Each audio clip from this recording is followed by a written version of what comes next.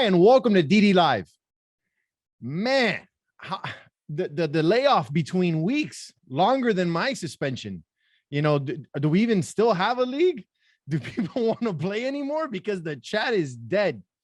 As always, your host with a different touch today, Angel Camacho, and my esteemed colleagues, Jose Perraguerra and Adam, I'm sorry, my mistake, Michael the Stifler Sabina. Gentlemen, how we doing? It's been a long break. How you guys doing?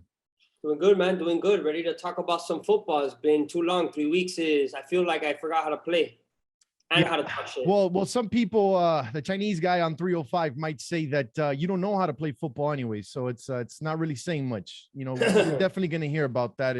Correct. We're going to definitely hear about that. There's a lot of things that we have to go over. There is one of the things I want to dabble on first before we get into, last week's or a month ago's last games, whatever the scores were, which was marred by so many absences. What happened with Ham?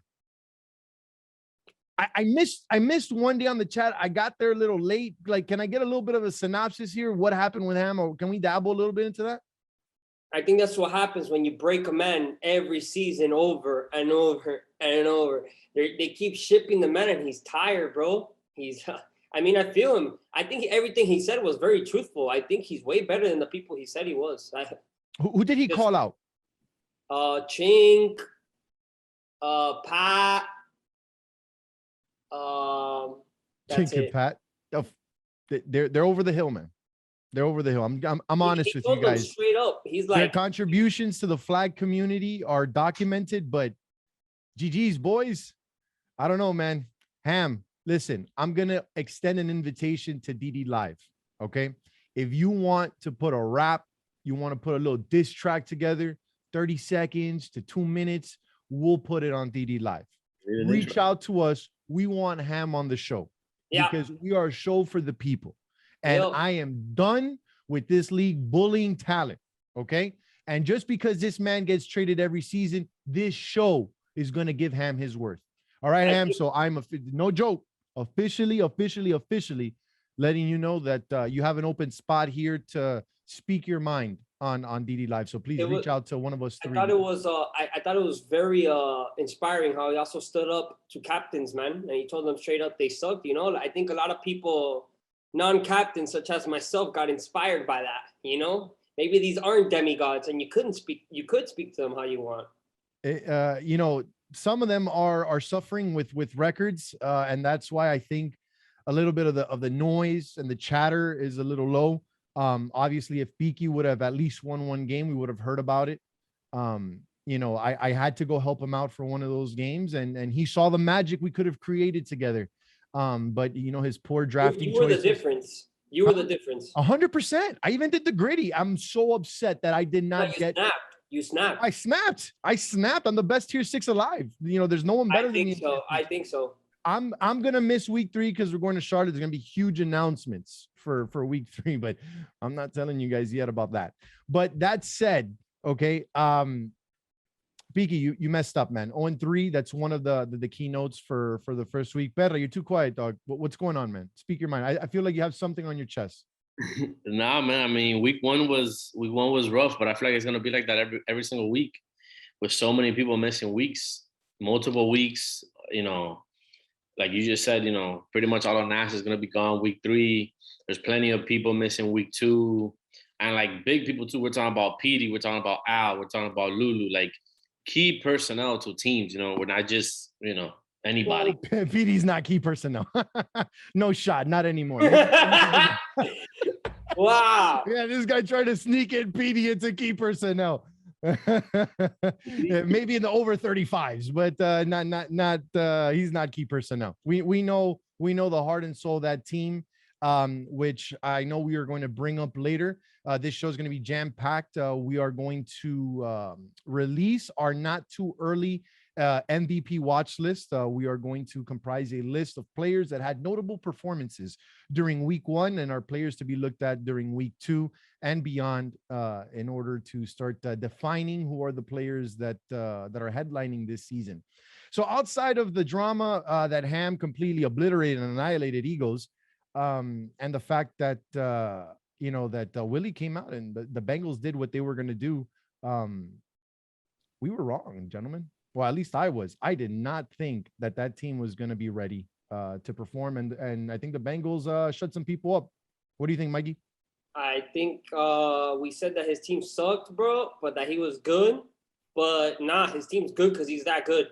So also the competition is kind of boofy, but yo, Willie's lit, bro. He's good, bro. He's gonna score. He made Laz look good. I don't know if Laz is good or bad, but Laz looked like a stud. So that tells you all you need to know about Willie. Willie is, no matter who he's with, hard team to beat. He's probably, well, we'll talk about that later, but he's making noise here in DD.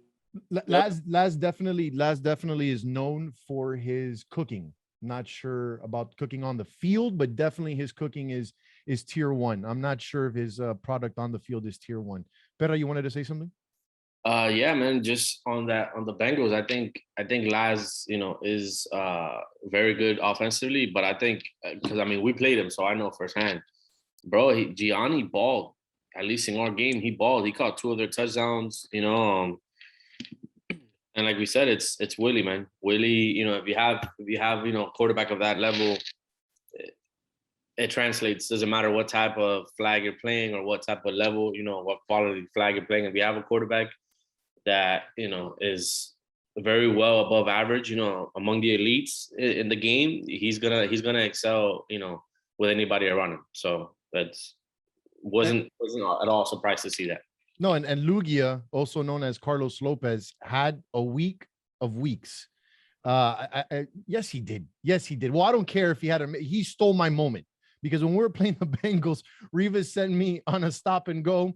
I was naked, and this kid tracked the ball from like 30 yards on the other side of the field and completely annihilated me. The referees didn't call pass interference, though it should have been pass interference. Did it, but that doesn't mean he did anything all week, because he didn't do anything against us. Well, is that the Jaguars? We'll get to the Jaguars, but they were 3-0, and there was a lot of trade offers for Carlos. And Willie said that Turbo's very own was not going to be traded, and he is there to stay. There was a lot of speculation going in because they didn't even let him pay for his own shorts. In any other team, when they tell you, hey, you don't have to pay for your shirts or your shorts or your uniform, that means that they're going to ship them out. And the fact that Willie hasn't done it by now, it's because most probably he is going to stay there, or he's just pumping up his numbers to trade him before week 3. What do you guys think? He needs him week 2, man. He's missing Petey week 2. It's not a big drop off. Not a big drop off. Petey's no. What else from week 2, gentlemen? I think there's a lot of frauds or like pretenders more than anything.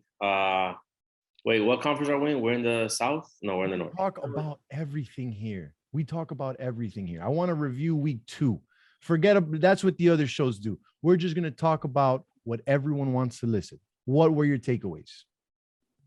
Kevin's not as asshole as I thought, but wow, I hate to say that, bro. Which one? Nunez? Yeah. 3-0. Wait, what other Kevin are you talking about? Mujica? Oh, no, he's good. When that guy gets his team, but we'll talk about that later. Yeah. But I want to give a shout out to Nunez because I'm an honorable man. You played very good that week. I don't know if it was a fluke, but his team looks good, bro. That defense looks really much better. Very athletic 1 through 5. Yeah, that team looks really good. I like them a lot. If we're really being honest, there's been for the past couple seasons, Kevin has kind of put himself in a bad situation, whether it be when he put himself on a non-throwing list when he played with the what team was it? The Vikings with Patterson and Andy and Timmy, and they traded for Dax, and then that team completely imploded. Andy was throwing for that team, no? Yeah. Andy was throwing for that team. So, and then after that season, which was, sort of kind of diminished Kevin's value because of the fact that he couldn't be able to throw the ball. Not saying that he's a prolific thrower. It's the fact that he understands his skill set, and what we've seen him do with this team is exactly what everyone expected Kevin to do. He's not this amazing athlete, but he's very cerebral, and he picked players that will fit his scheme, and Aunt O is eating. Now, Jordan said on Captain's Corner, because I heard them that, and I made fun of him for that point. He said, when Kevin can run his offense the way he wants to, he's a lot better than what people think. And I was like, bro, are you crazy? How are you going to say that? from at least the 1 week that I saw that he ran off, because it looks like he's the captain of the team, even though it's Anthony O. Bro, they look good just from that 1 week, but we'll see what happens week 2. But I'm gonna give him credit for now. He did. Who do you put higher there in the totem pole in terms of impact on the team? If, like, let's say, because this is going to be it's going to be a conundrum when it comes to voting. MVP based off week 1 only. Who's more important to that team, Ant O or Kevin? It's Ant O, bro. Like he makes all the tough catches and on defense. But Kevin's playing quarterback, bro. That's important, bro. Like. Yeah, so quarterback's going to be in it, especially if you have a winning record and you're having a good season, which, but let's also be real, Kevin's going to be getting bailed out a lot by a receiver like Anthony and TY, so. Yeah. And their defense is fire. Yeah, that team. They're getting stops. They're getting stops. They're punting the ball for Kevin. They're getting picks, so. Now, what I'm going to give you guys on the top of the North, we have 3 undefeated teams. We have a 3-0 Titans, 3-0 Bengals, 3-0 Chiefs. Who are the pretenders of the 3? Titans, without a doubt. Titans are the pretenders? Yeah. No shot. They're honestly, I feel like all 3 of us are pretenders because our conference is so bad. I don't know, man. I think you're giving us not enough credit. Listen, I think we have a way better chance to win it all than you think, because there's going to be a lot of teams on that other side fighting through. Oh, no. Right. No. You're right. We're going to have that chance in the end to just beat them twice. Maybe they're tired.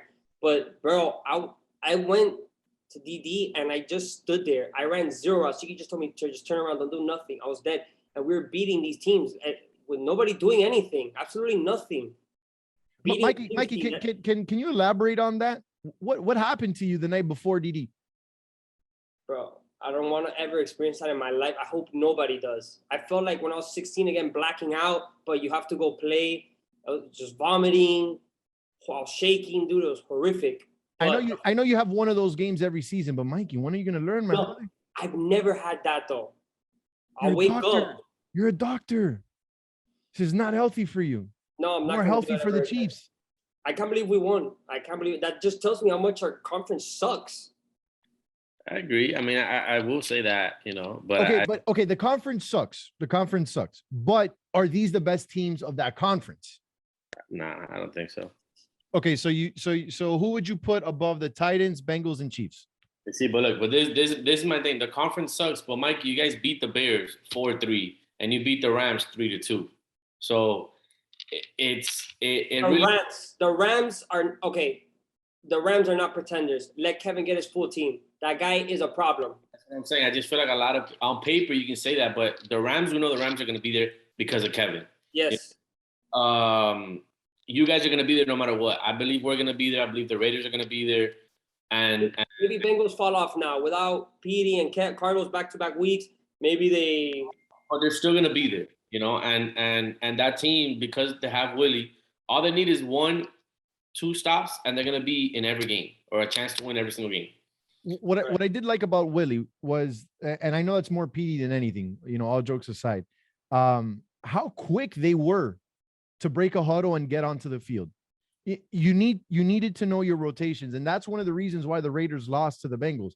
It was the sole fact that Willie and Petey had a plan.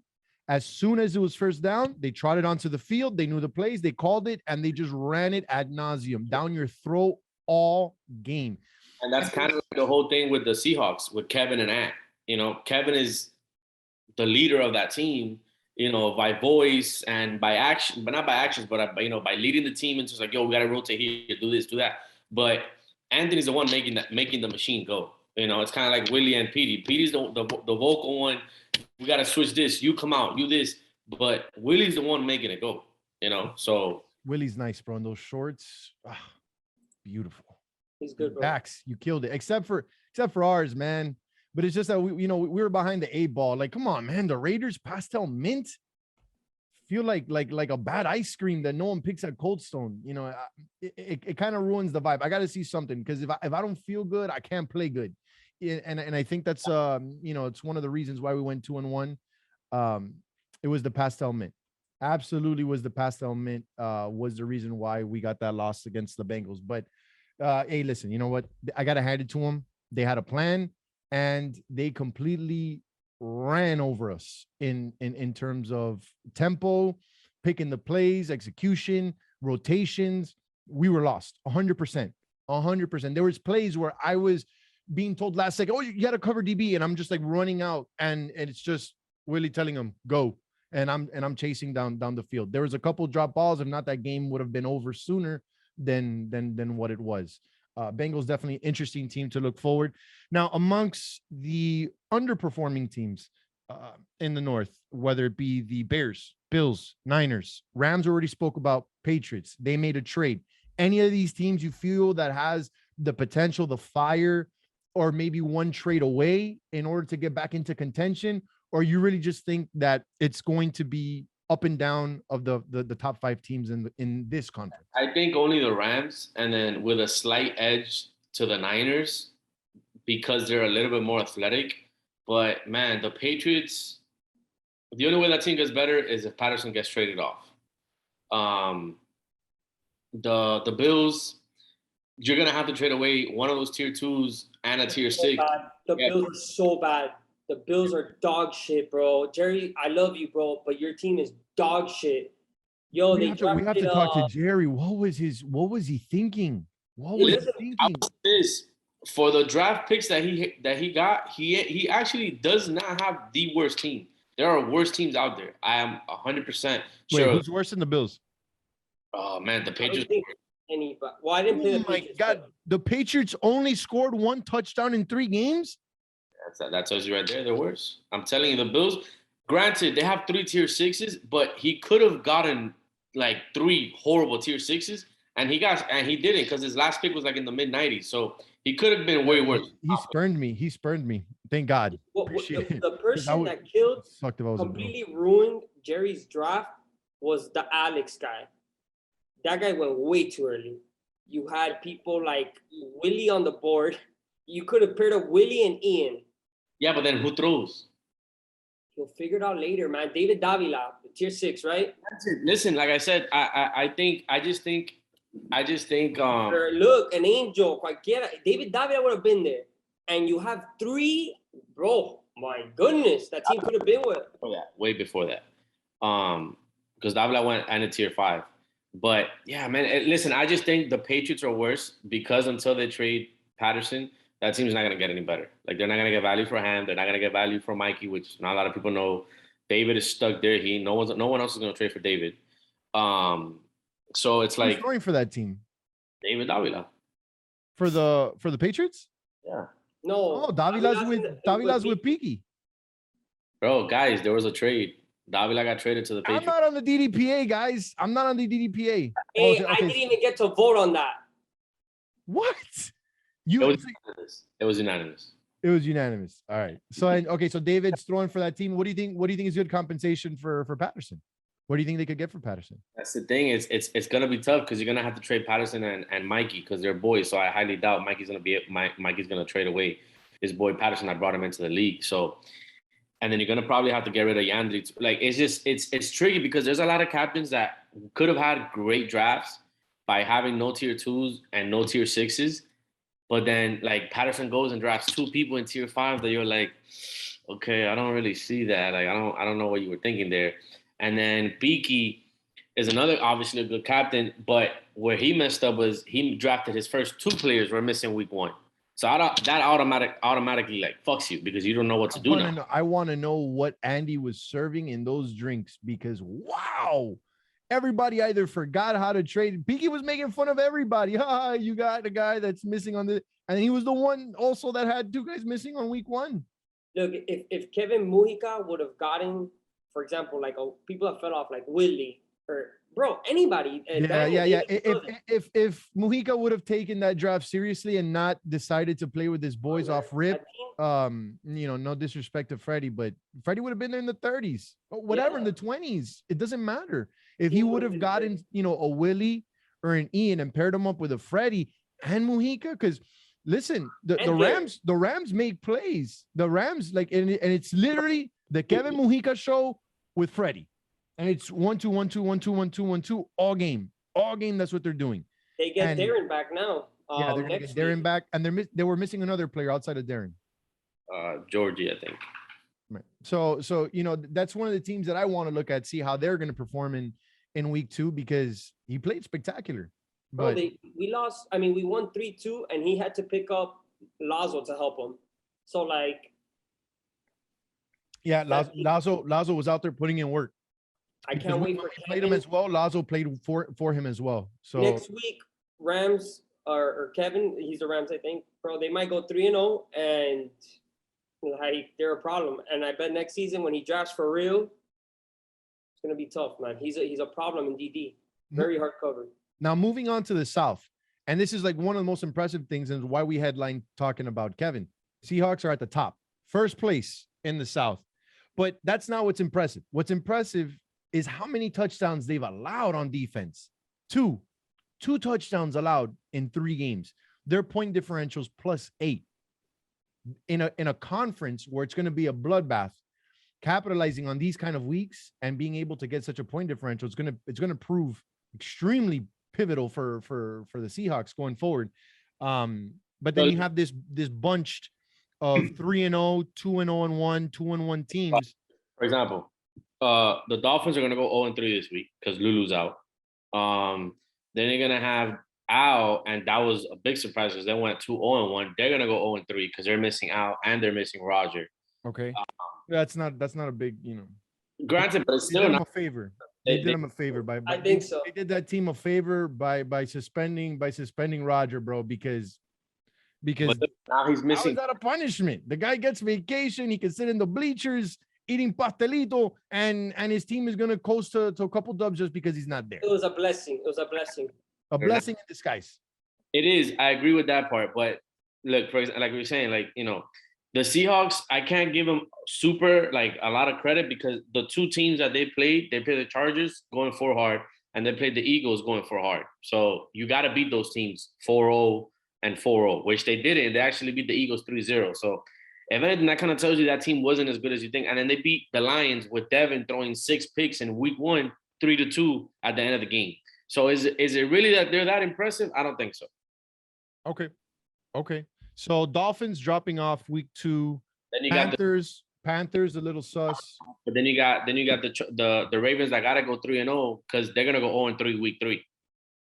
So they gotta go 3-0 week 2 because if not, it's again like I just think a lot of it is made up of of our conference being bad, and it's not as bad as people think. I don't believe that. And because of all these people missing weeks, that other conference, bro, the playoffs, I'm telling you, I think whoever comes out of our side has a lot better chance than people realize to win it all. I think so too. After week 1, I think so too. Because then you have this whole group of teams, and tell me who impresses you from these group of teams. Cowboys? No. Lions? Hell no. Broncos? That's the worst team in the division. Giants? Who knows what they're? I mean, Marky, we still don't know what's gonna go. We still don't know what's gonna happen to that team. Chargers? Wait, hold on. It's not like there's a trade brewing. Well, no, it's a trade, but they're still waiting for a replacement. They don't. It's just it's a mess. Yeah. Can you elaborate? Or is that like strictly confidential DDPA? No, I mean Johan is out. Yeah, Johan's dropping from the season. So he needs to replace that tier 4. But I mean, you're not gonna get much value for a guy who can't move. No, speaking of guys that can't move, Chris D, how is he doing? He's doing better. That was horrific, bro. That was horrific. Like that's like it looked like a horse in his last race on a last leg, and you just bring him behind the barn and you have to shoot him just because you feel bad for him. This guy was just dragging his leg everywhere and couldn't even make throws. Willie had like the play of the season. This man was parallel to the floor. It was beautiful. The way it's just his dreads, it was just everything. It looked like straight out of the Matrix. Like Move.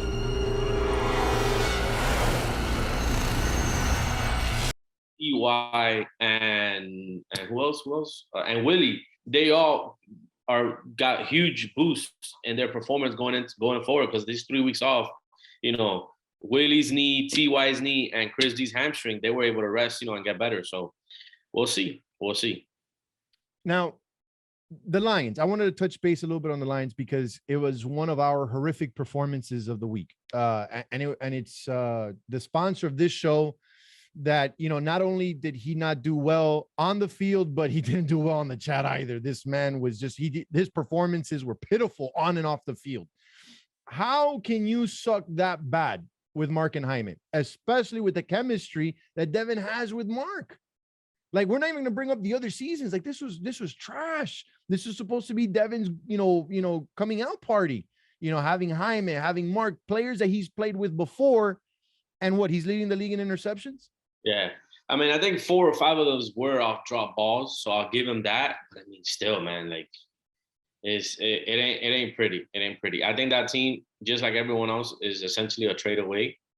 I know they have issues with their tier 6. The tier 6 is a head case, to say the least. Roger M or something like that. Well, what do you mean by head case? What's up with the Rogers?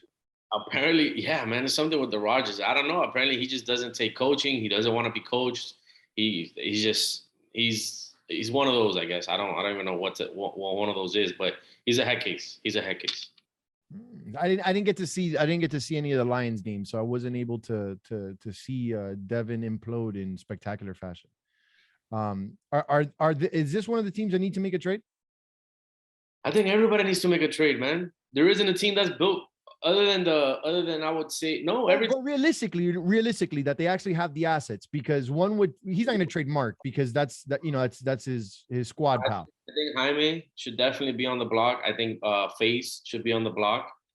But I will say this: they were missing their tier 5, and bro, Gabe T is a hell of a player on offense. That's their moneymaker, at least in my opinion. That's who should be eating a lot of the matchups on offense. So we'll see week 2. We'll see week 2. Are there any performances that you guys want to bring up that, good or bad, kind of left an impression on you guys during week 1? Or it was so long ago, like it feels like we're talking about last season or last tournament? I would say maybe Chris D, bro. Maybe he's actually really just not a quarterback, bro. I think he made it to the ship last season because he had a fire defense. But if you actually look at the numbers, he never really scored every game. In fact, his games were always long as hell because they couldn't score, and his defense would still stop people. I remember reffing a couple. I hated reffing his games because they would drag out. And I think since he doesn't have that defense this year, I don't think he should play quarterback at all. He scored one touchdown. Yeah, he's not going to make playoffs. You can blame your hammy all you want, but one touchdown's unacceptable, bro. You're throwing the ball. Come on. Run the ball. Something. You just can't throw if you're just scoring one time. Like, come on. So I think he needs to get a quarterback because he doesn't have the defense to help him play quarterback. And that's that. That's my opinion of Chris D right now. It's not like Lulu, where Lulu actually figured it out at quarterback for real without a defense. Completely different situations. That's my take right now on that. I think that encapsulates what week 1 was. A lot of disappointment. A fresh start though, a good fresh start. The fact that we only had to play 3 games instead of the traditional 4. Going forward, week 2, we're not playing at Trop. Talk to me about the park, Perra, as our expert grass connoisseur. No idea where the park is at. All I know is far as hell for me and you. En Casa La Quimbambia. That's all I know.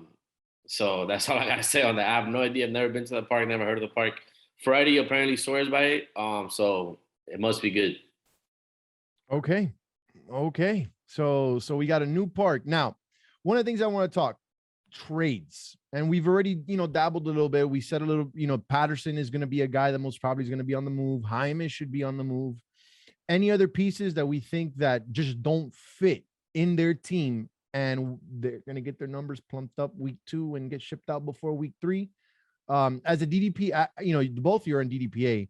Are there rumblings? Are there failed trades? Or is it just like the chat dead quiet? Dead quiet. It's dead, bro. There's nothing. No one's talking. No one's offering. No one's even biting. No proposals other than the one that was approved has even gotten to our desks. Wowzers. That's bad. Yeah. That's bad. Now, Beaky made a trade. So he shipped off Davila, right? Yeah, it was a pretty even trade. Everybody got not what they wanted, but everybody got what they wanted, you know, in my opinion. The Bears got rid of Ham, which obviously was a cancer in their locker room.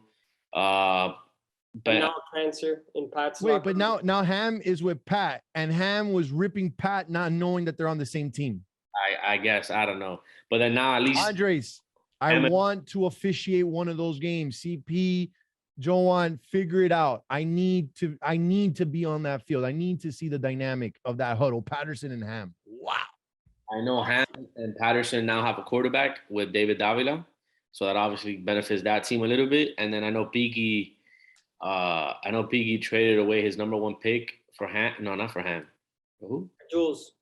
For Jules, and then he essentially got a worse player in a tier 6 and gave S. But obviously that was just a chess move because he's missing playoffs. So I don't know, man. I don't know. I really don't know. I can't really talk too much on that trade because I've never seen Luis Fernandez play, and he's apparently the unknown. At least to me, he's the unknown factor in this trade. So we'll see. But in my opinion, it looks like everyone got what they wanted. You know, Patterson went back to receiver, got a quarterback. Chink got rid of a cancer, and I honestly don't know why Piggy made the move, other than getting rid of Davila, because I don't. Again, I haven't seen that guy Lewis play, but I mean, Jules with Piggy, that should be definitely be interesting. When you tell Jules running out, he runs a goal. So that's prime time television. That's prime time television. Definitely. I can't wait to see it. I can't wait to see it because Piggy's so cerebral, and that is not one word you would use when talking about Jules. Not even by mistake. Jules, we love you.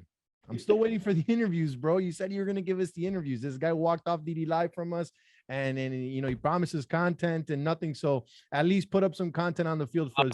As far as trades go, I don't think there's going to be a lot of trades after week 2 because of the 1 week turnaround. No, that's the other thing. So we go from not playing it for 3 months to playing a game to not play for 3 months, and then now week 2 and week 3 are a complete week apart. What? So you guys are going to have no lives with all these trades having to get done before the week. Think about the fact that April 2nd is week 2, and then April 2nd, and then May 14th, the league ends. So in what, 5 and 7, 8 weeks, we play 5 weeks out of that. Fire. So I mean, I'm not complaining. I love it, but it's gonna be, you know, I think after week 3, I think the trade deadline is going the night before week 4. I think that whole week off, and then by then you're gonna know exactly who's what. You know, you're not gonna have a pretender anymore. You're gonna know, okay, this team actually sucks. We need to make a move. Okay, this team is better than us. We need to do something to get to them. And then the majority of people that are missing weeks are missing week 2 and 3. So I think going into week 4 and 5, you'll be able to make, you know, the right trades, you know, without gambling on somebody or whatever the case. Does DDPA factor in weeks lost in terms of value? That has nothing to do with us. At least it doesn't do anything to do with me. You don't, Mikey. You okay? So like, let's say they're gonna trade someone, but you know that they're gonna like Gabe that's missing the playoffs. His value changes because he's missing the playoffs, or you guys just player for player, no? Player for player, right? Yeah. It really doesn't. Availability. It's player for player, and it's legit player for player. At least for me, and I think Mikey. At the end of the day, in playoffs, you want it to be a fair trade and not affect playoffs. What they miss out in the season? None of my business. Yeah, like you know, to say, you know, I think it's been said before. If 2 captains agree on a trade, or if 3 teams or whatever agree on a trade, unless it's something, you know, a complete fuck up on someone's part that they're just trading away their team because their team is 0-8 or something like that, then it's more than likely going to be approved, at least in my opinion. And who am I to get in the way of somebody else agreeing? Like, if it's, you know, like we said, that was such an easy trade to approve because everybody got essentially what they wanted based on what you read in the chat and on the value of the players head to head, you know? So I think unless it's a scenario where a team is trying to just unload a whole team because, you know, somebody's going to take the grenade and sit on it, then otherwise, if two or more. But the potential is there because there's so many horrific teams that someone's bound to be like, all right, screw it. I'm going to help somebody else out and ship out my team. Well, see, look, one of the things that's making it difficult is the fact that a lot of captains that are eventually going to be traded or definitely be getting shopped around don't have tier 6s. And that, you know, there's that unwritten rule that if you're trading for a captain, you need to take on a tier 6. You know, so by definition, Patterson doesn't have a tier 6. Beaky doesn't have a tier 6. Jordan, I think, only has one tier 6. Mr. 2 tier 6s only has 1 tier 6. He only has one. Like, there's a couple captains, Jerry doesn't have that problem. Jerry has a problem that he has 3 tier 6s. Jerry wanted them all. So it's gonna be tough. It's gonna be interesting. It's gonna be interesting to see what captains are actually traded, because I don't think it's gonna be as easy. You think we're gonna get multiple caps traded? Is a cap gonna get slayed? You guys really expect? We always have one, but you guys are expecting a captain to be slayed this season? Oh, there's no. Or is it gonna be like a Chris D slaying, like when he ended up with David Elias? It's just like, hey, slay me, please. I can say there's been already at least 4 trade proposals agreed upon, 2/3 of the way or 3/4 of the way, involving multiple captains moving. Fire. And like I said, 2/3 of the way approved, 3/4 have approved. It hasn't gotten to the DDPA, but I've been involved in the trade discussions, and I can tell you that multiple captains have been definitely shopped around and approved upon by a couple of the teams involved. Are those trade talks dead, or we're just waiting to see what happens in week 2? Yeah, they died down. There was a huge trade going down, but that one died down. So we'll see after week 3. Like I said, I don't anticipate. I was scared. For that one. I told you were gone. My bad. I told you were safe. No, you told me I was gone. Ruined my night, and then you told me I was safe, and then you told me that I was gone. And then Georgie called you and told you, yo, you're safe. So he did. He called me. He hung up with you and called me, and I was sitting in front of you. That was hilarious. All right, so definitely captains are getting slayed this season. Pick one. Which one do you think gets slayed, or which one you think deserves to get slayed? Mikey, go ahead. Don't give an obvious answer. Mikey, I said it. What's wrong with you, my guy? The boards, the whole, you're still hungover from week 1? No, I'm thinking. So caps that I think deserve to get slayed. Slayed means like you ship a captain, right? Yeah. Fuera. El Chacal. I at least think Ham should have been smart and gotten value for Chink while he was a captain. They lost week 1 and shipped him. But now Chink is just gonna do bad every week, and there's no value there. And obviously Ham got traded first, so that sucks. He couldn't do anything about it. But you traded Chink early every season that he's a captain. You must get that value quick. Otherwise, he's gonna do the same thing the Green Bay Packers, where no one even just wants to go there. It's like going to a graveyard when you get shipped there. When Pablo got sent there, we told him, rest in peace, have fun, have your beer. You're doing nothing. Drink your. We had a whole emotional support group for Pablo and Nas. It's sad. Nas is so big. We have a 56-man roster, and the fact that not a lot of them are allowed to be in DD. When Pablo got shipped off to Chink, like, we had a whole entire emotional support group for Kentucky Waterfall. Go to the games, be on the sideline, massage him, give him water, make sure that he knew he was loved. So here's the sad part. DD brings in new people this season. They're all paying $150 to go play in a graveyard. Is that fair? No. Is that right? No. That's not right. Nobody goes to Century Village, bro. Nobody wants to go to Century. That's not right. And let me tell you this much. Then we get other captains who are actually good. So I think Chink is good. I think Pat is good. They're good players. I mean, we agree they're good. I know I'm missing someone else, but then they go to DD. They're like, okay, I'll play quarterback. You're not good at quarterback. Look, at least Pat said it. He's like, I'm good at quarterback. This is what they need to understand. They didn't make you a captain, papi, so that you can throw. That's not what they made you a cap for. And John needs to understand that, because what he's doing is giving these people a team, and they're graveyarding 6 people on their team each, $150. You're not going to see nothing after playoffs. That's guaranteed. Guaranteed. That's a pretty good comment. I actually agree with that. Like, that's horrible. If for example, Munchie, what's he known for? DB. So why is he becoming a captain to not play DB? If he wants to throw and drop, then that's wrong, bro. Like, don't do that. And I think these people they are good at their position. Pat is really good at safety. As an experiment, or is this just their egos going unchecked? It's just not thought of by John. John is making people who deserve to be captains. They are. They have experience, and they're good, but they're good at their own position. Not to come here and play quarterback. None of them are good. If Chink plays quarterback and Pat, they're tier 5, 6s. if they sign up for quarterback only, I'm a they are better tier quarterback. 5, 6. 100%. Nobody's drafting them for 100%. maybe tier 4 because they play good D. But to throw, you're a captain. Come on, man. Like you're taking the kids' money. I bet I know why Ham's upset. You know, just to go on a team and run routes all day and the ball's doof, falls short. Like, yo, it's frustrating. Ham is fast, dog. Ham is fast. You got to put it in front of him. Come on, man. I agree. Hey, Mike, that's actually a pretty good point. I agree, though. I think there's going to be a lot more trades. Or you said, so who you said Chink? I think they should shop Chink. They have to shop Pat because Pat has Chink and Pat have value as defenders. But if they stay as quarterbacks in their team, he's going to bring you down. So shop him, get a quarterback for him, an actual quarterback for him. Take an L. You're not going to get a tier 1 for him. I'm sorry. He already screwed you over. You gotta take the L trade value wise. Get a tier 2 that can throw maybe and ship Chink over there because Chink as a quarterback, Pat as a quarterback, they're not going to take you there. I don't think so, at least. I think the captain that could be sneakily shopped is Jordan. That's another one that he's trying to play quarterback. Did it work out? I was sorry. I was drunk out of my mind and I pissed like drunk. Did he do good at quarterback? He didn't do bad. I'll say this. In our game, he had a lot of drops. And they were missing They were missing players. And that defense was boofy. They allowed 11 touchdowns. That sucks, man. Like, everyone's trying to experiment to become a quarterback right now. Tough week 1 because we had a lot of people that were missing, and then we had a lot of people that just unexpectedly missed or that didn't announce they were missing. So a lot of the teams, like we said, Kevin, Jordan, a lot of teams weren't full, Cheeky. So it was really, I'm not Cheeky, Peaky.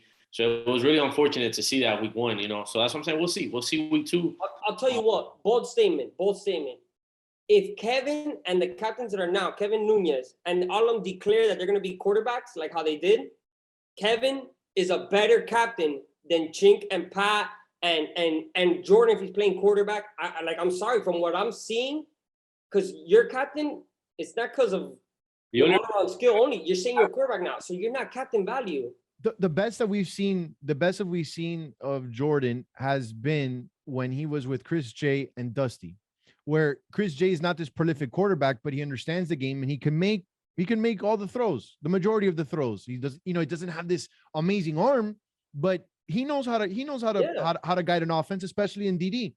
And that's what makes Jordan valuable as the handoff guy, as the X factor, as the one that's able, either to take the handoff, go on the wheel, break defenses apart. But as the quarterback, Jordan has nice hands. He's a good route runner. He has speed. He can dip.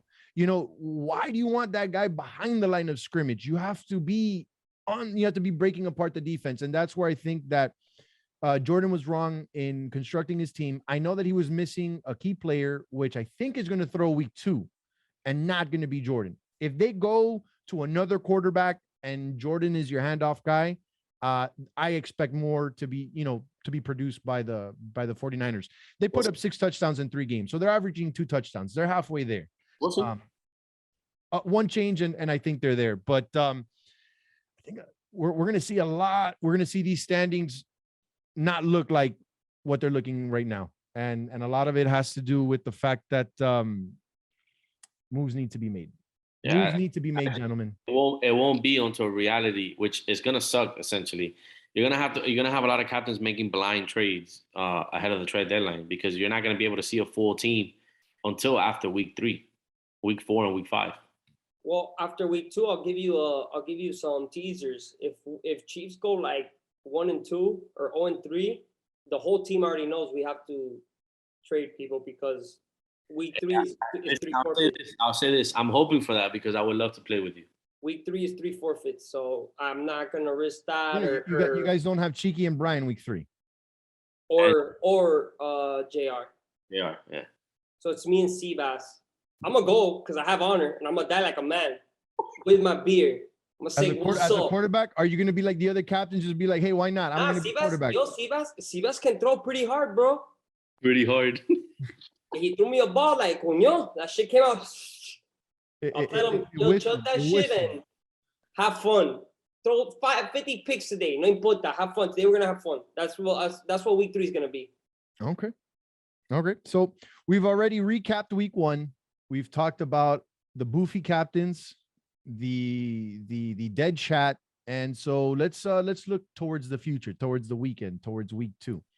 And our management, our upper management has provided us with 4 games of the week. And we are going to discuss them and pick them. First on the slate, 8:45 in the morning. God knows what field, God knows what park, somewhere in South Miami. Jaguars, Chiefs, 8:45 a.m. Great game. Jaguars who? Jaguars, Chiefs. Oh, we play Yeah. at 8:45. 8:45. I love that. I love that. So you guys are gonna give me some predictions. Great. Should be a good game, bro. Are you missing anyone, Perra? All good. We had a little scare there. I'm not gonna lie, but we're good to go. Are you missing anyone, Sabina? Nah, and I'm gonna come healthy too, bro. I'm not drinking like that. I don't trust you. Nah, I'm not, bro. That was really bad, and I thought I was gonna die for real. That was very scary. I'm gonna go 4-3 Chiefs. 4-3 Chiefs. Cheeky. What's Beja's team? Who's in your team, Beja? AJ, Ernie, Chris Martinez, Alex Echevarria, Good. me, and Nico Q. and Nick Q. Echevarria is the little guy. I have 2 twin towers at corners. I have 2 6'2", 6'3" corners.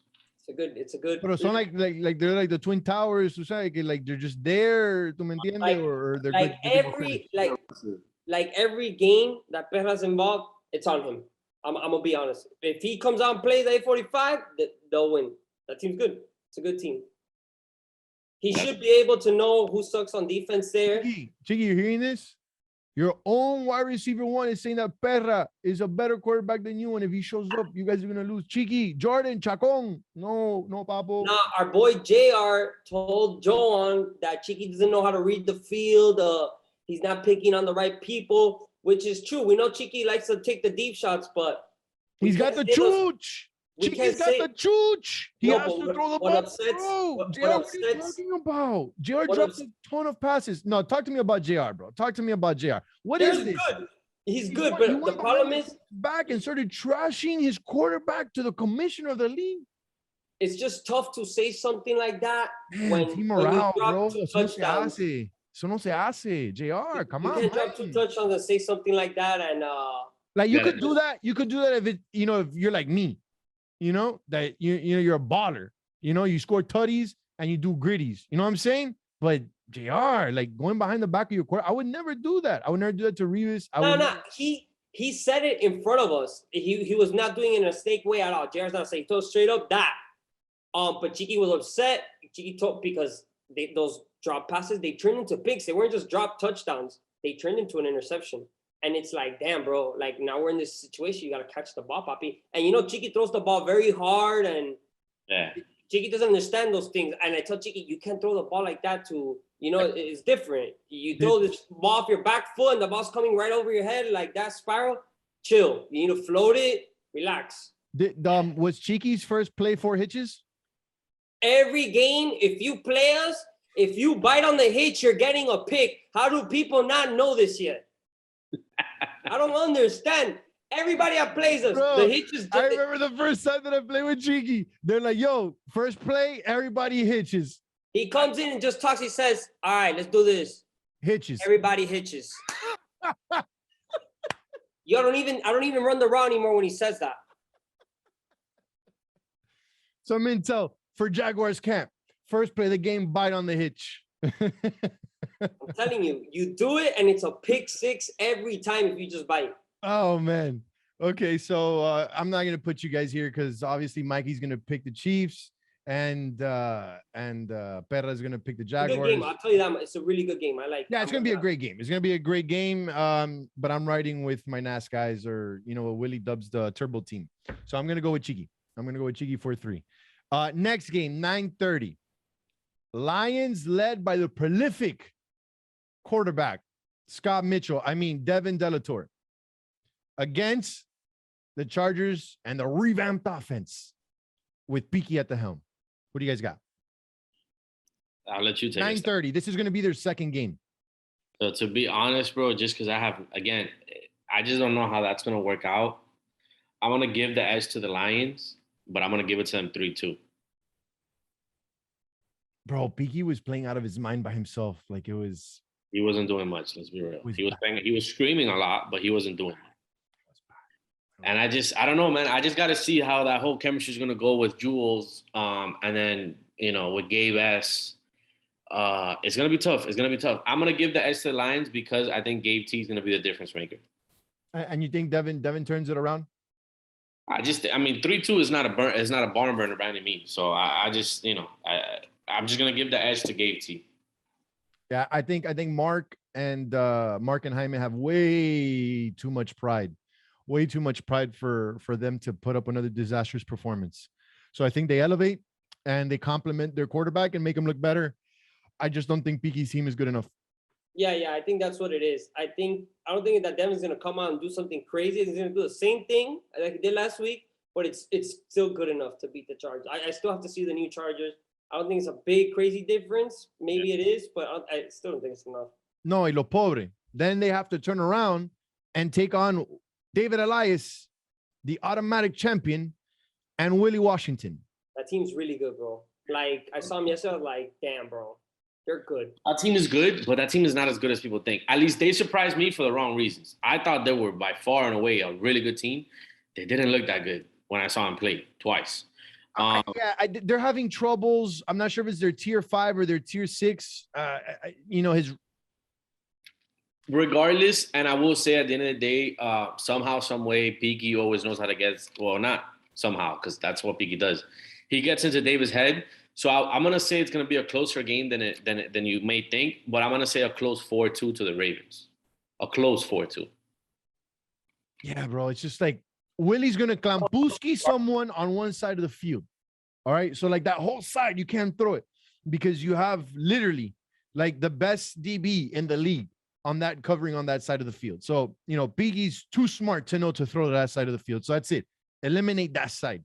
Or even then, you can easily see Piki's ego telling him to go over and over at Willie because that's what Piki does. Willie's gonna have like 3 pick sixes, bro. Piki could roll out. That's the thing. Piki buys time, and it's tough to cover like that. Unless you tell David, yo, go get him. I don't think Enzo can rush him. I don't think Bender can rush him. So that's what I'm saying. It's gonna be a close 4-2 because I think at the end of the day, it's just gonna be too much, and the Ravens get bought first. So. Yeah, I definitely gonna pick here 4-2 Ravens as well. I think there's some question marks on defense for the Ravens. Not named David or Willie. I know that the games are won with the tier 6s and the tier 5s in this league, and unfortunately, that's where the Ravens' offensive struggles are at. Where you have to be able to rely that your chubby checker is going to catch the ball. And if your chubby checker has greasy hands and keeps dropping balls, then that's where you get else. So I still think Ravens 4-2, but I think there's going to be more struggles in Ravens camp based on the fact that they have to go 3-0. They have to go 3-0 because week 3 is going to be 1-3. Yeah. Yep. So I think unanimously we all pick Ravens, right? Yeah. Okay. Last game on the slate. I want to change that game because that game is gonna be a bad game because Petey's missing. So I think that game's gonna suck. I think the Titans should win that game. So I think actually the Raiders versus Chiefs is a better game. Yes. Right there. Yes. I play you too, Angel? Yes. Klampus, who's gonna cover me? Alex from Más o Menos, I guess. But then the problem for you guys, Angels, who's gonna rush Cheeky? Oh, I'll rush Cheeky. Stop it. Bro, oye, Cheeky, I'm coming for that ass. All right? Get that clip. I'm coming for you. Because I think it's a better game than what was picked. But again, I don't think we're gonna make a pick because I know, Angel, you're gonna take you 4-0 Raiders. 4-0 Raiders. 4-0 Raiders. I gotta get all my catches and touchdowns this week. Put me on your fantasy tickets again. Doesn't matter. They put me $40. Put me as your fantasy ticket because I'm going to make sure that the winning ticket, I was on it. On the winning ticket. I don't think it was. I was the difference maker. I get the points where they have to be met. Okay. So all I know is that if it's Alex or Mikey, I want to see you lining up in front of me, my guy. It has to be you. It has to be. Ni me pongas a Brian, ni me pongas a Cheeky, No, it has to be you, Mikey. I gotta get the Sabina. I have to get the Sabina one-on-one, bro. At least one drive. If Rivas is at quarterback, where I'm, probably gonna take turns rushing with somebody or something. I don't You know what? Maybe for that game, Georgie's gonna let me play quarterback. I think they should do that though. I don't know, man. I'm not gonna give intel. I'm not gonna give intel from Raiders camp. So who's rushing Cheeky for real though? Well, we've been rotating. It's in all likelihood, it's either gonna be Rivas or Ant. Yeah. Which I would definitely say Ant because Rivas can't rush. So that's where we're at. Georgie obviously is gonna play safety. Suazo CP at DB. And then whoever's, then it's Ant and Rivas switching their assignments of who's going to rush or not. I think our defense was one of our strongest points in week one. Yeah. The Bengals railed us with their tempo. That was our issue. We'll have the rotation set. We'll have the rotation set for this week. That was we were unprepared. But yeah, Raiders and Chiefs definitely going to be prime time. You guys are going to want to get your popcorn ready. It's going to be an amazing game. So top four in each conference. We're what, the North, right? I think. Yeah, we're the North. It's Titans, Bengals, Chiefs, Jaguars. Is that your top four, Angel? Say it again. Top four in our conference is Titans, Bengals, Chiefs, Jaguars. Is that your top four? No, I can't say the Titans are one, man. I can't say the Titans. I can't want to leave out the Rams yet till I see them. Yeah. Going into week two, I would say the only reason why I would say that's the top four, I agree with it. Obviously not in that order, at least in my opinion. It's just because they proved it, at least on paper. You got to be who you got to be, and their defense only allowed 5 points. And I know that Anthony had a couple picks.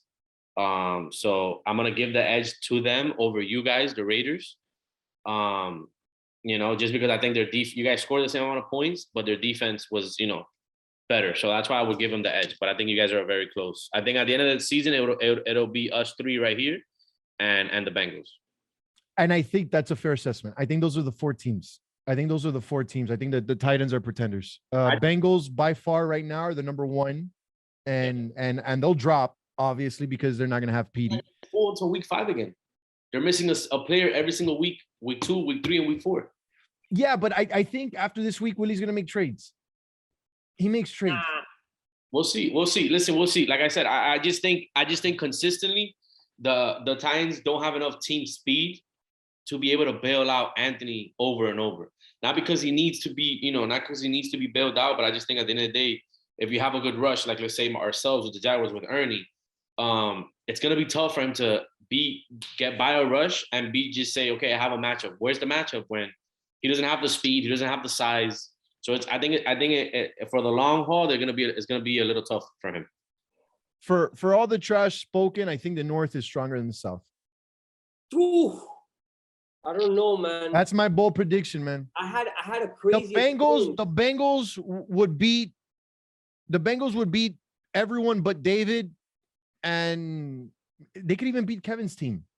I really had that much confidence in Willie. Full team stacked up against each other. No, they would definitely beat so I would say this: they can easily beat everyone because of the fact their offense is so potent, and you need to have a good rusher. If you don't have a good rusher against Willie, you have no shot.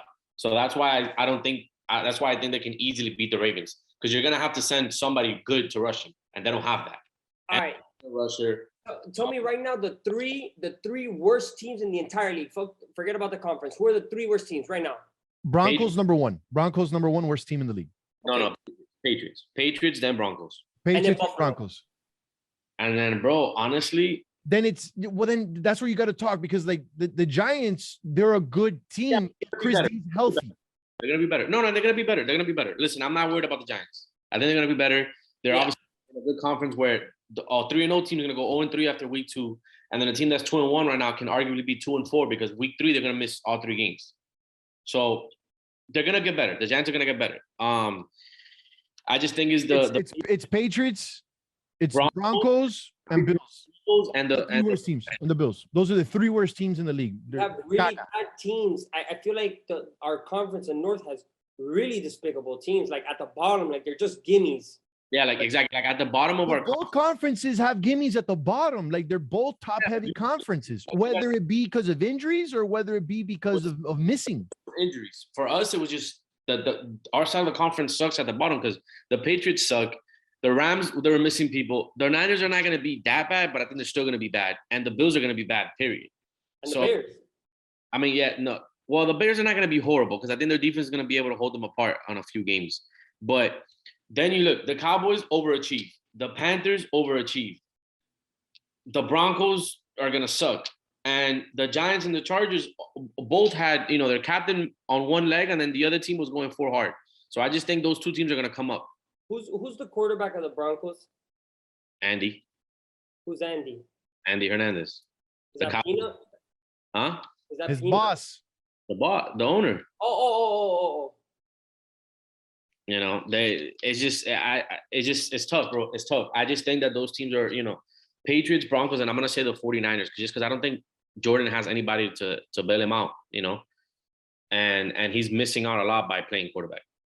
That's the thing, man. That's the problem right there. We have very good captains who deserve to be captains. Just they're playing the wrong positions and they're hurting their teams. Season. So I will say this: Jordan somehow, I have faith in Jordan turning that around and somehow sneaking into the playoffs. And then if he does sneak in, he'll be a tough out because Jordan has never missed the playoffs in DD. Okay. Now, in moving on into our not too early MVP watch race. Clear cut number 1. I think we all have to be in agreement that it's Willie. It's only him. Lulu's out of it automatically. He's missing week 2.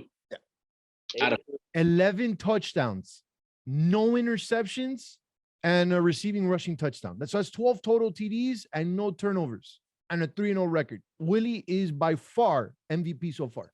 In my opinion, the only candidate, because although obviously we would have Lulu in there, the fact that he's missing a week automatically takes him out. So David's missing, Cheeky's missing. These are like the people right behind him that threw touchdowns, like 11 touchdowns. Think of it as Anthony Hernandez, because he's gonna have those defensive stats.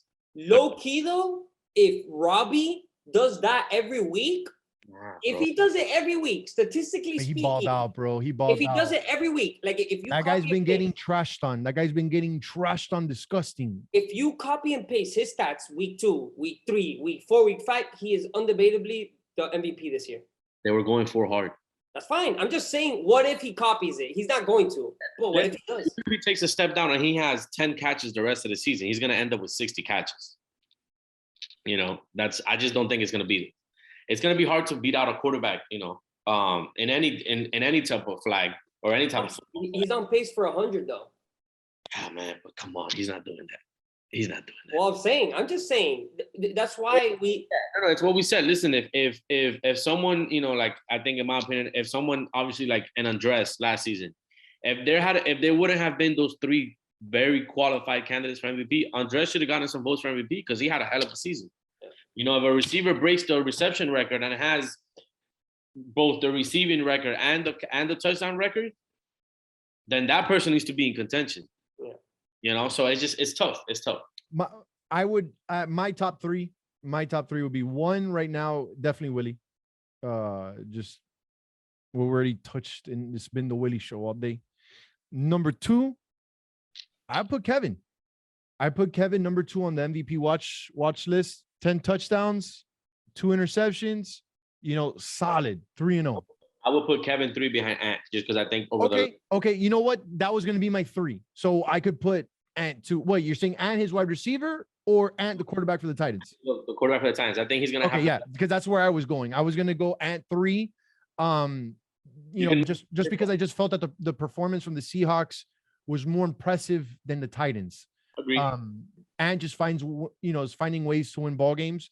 But yeah, the 10 flag pulls, 7 touchdowns throwing, just 1 pick, 2 receiving rushing touchdowns. So has 9 TDs. He's gonna have those overall stats. He's gonna be more of like he's gonna be the complete player. Yeah, definitely. I think we could all agree that those are the 3 players that balled out week 1 and have a legitimate shot at winning the MVP. Has there ever been an MVP that missed a week? No, impossible, right? It's just impossible to catch up with the stats. Stats are not going to be there. Yeah. and everyone votes on stats. Okay. So that's our not too early MVP watch race, gentlemen. Keep up the performances. Please don't prove us wrong, please. And so moving on. Bold predictions. It's one of my favorite segments of this show. Perra, give me a bold prediction.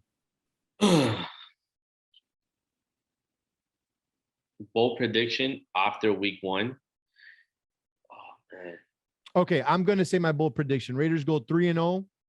Angel throws a couple tutties as a quarterback again, and people start talking about this left-handed prolific thrower from Team Turbo. I mean Raiders. That's my bold prediction. Sticking to it.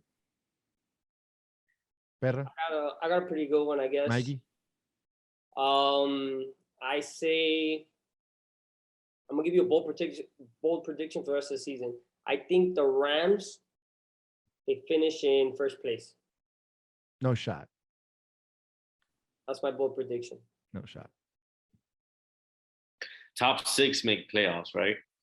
I think Rams finish the season number 1 overall in our conference. I don't think they lose any more games here on out. I'm gonna say this.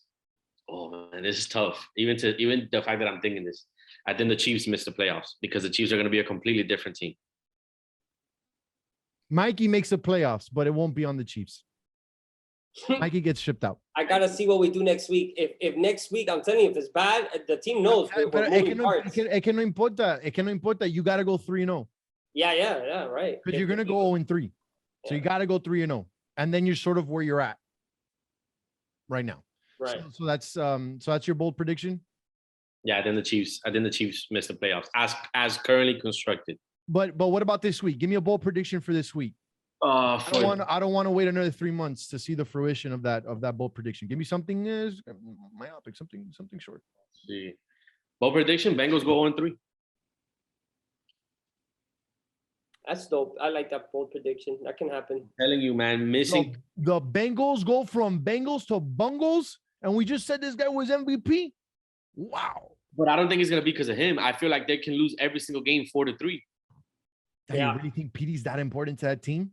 Yes, man. He's comment, and subscribe, guys. Leave your comments. Is Petey the real deal for the Bengals? Let us know. I think and Petey, you're not allowed to comment. Think about the fact that, remember, they're playing 2 teams that have no tier 6s. And their tier 6 is going to be on the field the whole time. And they're missing arguably their most athletic and for sure their savviest player in Petey. Savviest, yes. Athletic, no sé. But okay. All right. So, Mikey, give me something for this weekend. No me digas eso de, give me something. Give me something for bold prediction for this week. So we got the Bungles going 0-3. We got the Raiders going 3-0, and Angel throwing touchdowns once again. And Mikey, give me your bold give me your prediction. I'm trying to keep a straight face. Man, it's tough. I thought the Rams was gonna be good, but that's not bold if I say they go 3-0. But I think we're going to see a lot of 0-3 teams this week. Jeez. And the Chargers going to be one of them. What they said Chiefs. I was like, we think we go 0-3. The fuck? Yeah, and Jules can't get look, actually, I'm gonna give you a bonus. He could even trade Peaky. He'll trade Peaky. I'm gonna give you a bonus bold prediction. Jules will get dud of the week. Oh my God. No. Really? We're going to have an anti-bullying campaign for Jules, because Peaky's going to ream him a new one, and then Peaky's going to get traded off. Watch. No one there's going to have the test to trade him. Jules will do it. He's the guy. He's the guy for it. Mikey, oye, brother. Can't give you any more bonus. Look, it's hard to make any bold predictions, man. Like, I don't see nothing in this league that's bold right now. Either you really suck or the team's good. Like, look, bro, something bold. Broncos go 3-0. Something like that, bro. Yeah, bro. No, hey, you're due for your annual. All right, here, bold. Here's a bold one. You ready? Dime. Mikey makes a comeback, has 21 catches and 9 touchdowns. Put him on the fantasy ticket. On week 2. Who, you? Mikey scored 3 touchdowns a game. 9 touchdowns, 21 Mikey, catches. I get a bottle service at Mintu. I get Mikey a makes a bottle comeback. service, I'm He into plays for real week do that. 2. Fire. Okay. Damn, so you're going to score 3 touchdowns on the Raiders. I don't think so, but okay. All right, gentlemen. That concludes our episode for this post-week 1 review heading into week 2. As always, we would like to thank our sponsor, Devin Delator and Devin Delator Insurance for sponsoring our show. Despite your poor performances on the field and off the field, we love you. We know you're a man of integrity. So thank you for that, gentlemen. Remember to share with us all your content, whether it be highlights or anything. Give us something to show the people. Give us something to talk about. Ham, as I said, you have an open invitation to be on the show with us. If you just want to drop a diss track, by all means, brother, give it to us and we will put it on. As far as everyone else, guys, stay healthy. I'm going to be hosting a party Friday night. If anyone needs opposition there to make sure that they're intoxicated and not be able to play on Saturday, let me know. Hit me up on the private. As always, like, comment, subscribe. DD is life. Thank you, gentlemen. See you soon.